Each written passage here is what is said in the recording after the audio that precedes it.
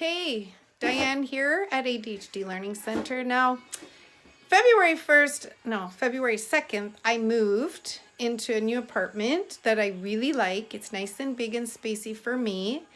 And I took like that week off, or most of the week off, to organize my kitchen, my bathroom, my living room, dining area, my laundry room, my bedroom. And I saved my office space for last. And then it was like I got back to work by then. And so I still had a few boxes to unpack. And when I had time, I would do that. And so everything looks great.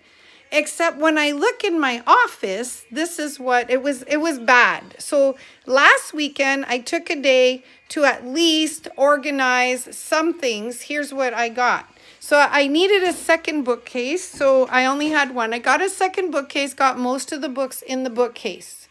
They're somewhat sorted, but I'll sort them out after. I just got a few extra books there. Then I had my piles of papers and notes that I've taken from workshops and courses that I started sorting out in that pile. And then I started putting things in here that were more personal things like photo albums and stuff, which I found another box of photo albums from family stuff here. Then I cleared up these little drawers and started putting more like admin stuff in there, but then I got overwhelmed. And that bag has all my 2019 tax stuff, which I've already written down and organized on paper, but now I have to sort them out and organize them paper-wise.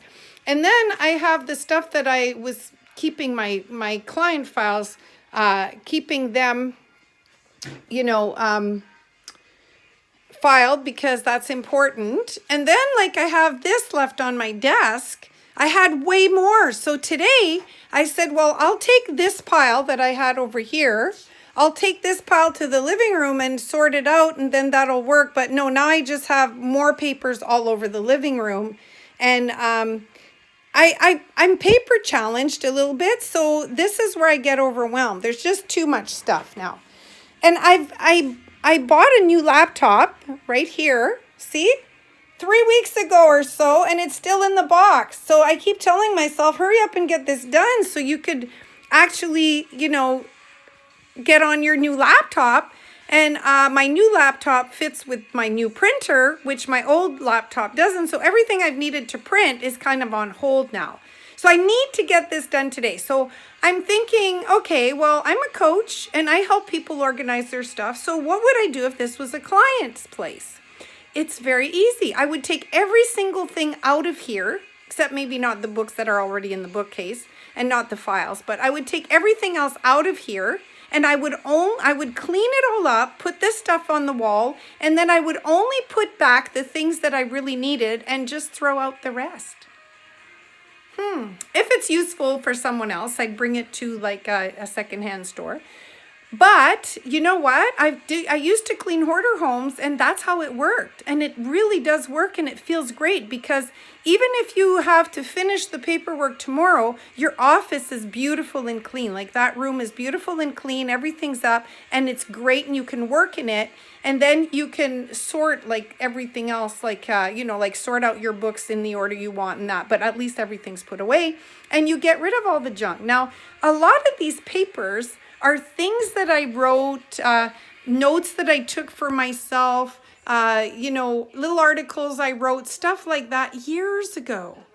And so I've been holding on to them, and I'm asking myself, why am I holding on to these things? And the answer to that question is because I'm emotionally invested. I mean, I was just starting out in my business.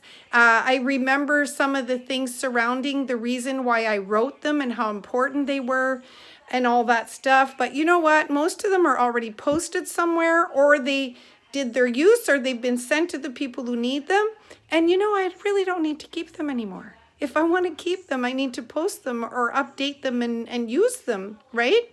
Keeping them just to sit them in a file or put them on a shelf is just taking up space for nothing.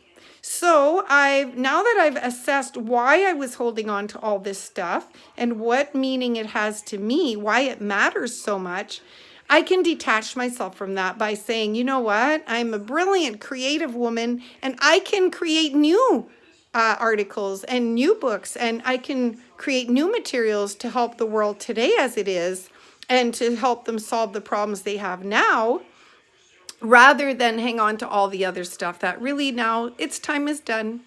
So I will look at it and be grateful. And if I really am not ready to get rid of it, I will take a picture of it and file it in my phone somewhere or on my computer somewhere. But I will not keep the actual paper or the actual book because I really don't need it anymore. So I wanted to post this in case you're having that issue.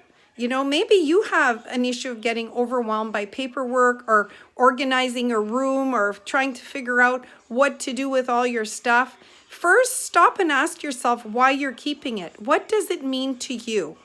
Once you figure that out, think about, do you really need this now? Are you really needing to hang on to stuff from the past? Because you're a creative, brilliant, powerful person. You can create new stuff right now. You'll create things as you go. You can't keep your life's creations. That would be like tons of paperwork and space taken up, right? And we don't want to do clutter because, you know, cluttered space, cluttered mind. And I really need to have a clear mind to create new things, to put on new programs. And, you know, now with this virus out, I've thought of ways to put programs online to help people who are at home, to help kids at home, to do all kinds of stuff. And I need my space. So I have to get rid of this. And today's the day. I'm very excited. So I'll keep you posted and I'll check in with you tomorrow and show you where I'm at. Hopefully the office will look great and all the excess will be gone. All right. So, and be kind to yourself. You can do this gradually. So what I'm doing is I'm going to take everything out of here and I'm going to fix my office. And then I'm going to take a break and give myself 30 minutes of fun. Whatever I find fun, I can do in 30 minutes. Maybe I'll go for a walk because I didn't take my walk today. I like to walk every day. Next, I'm going to come back and I'm going to start putting back everything that I want to keep.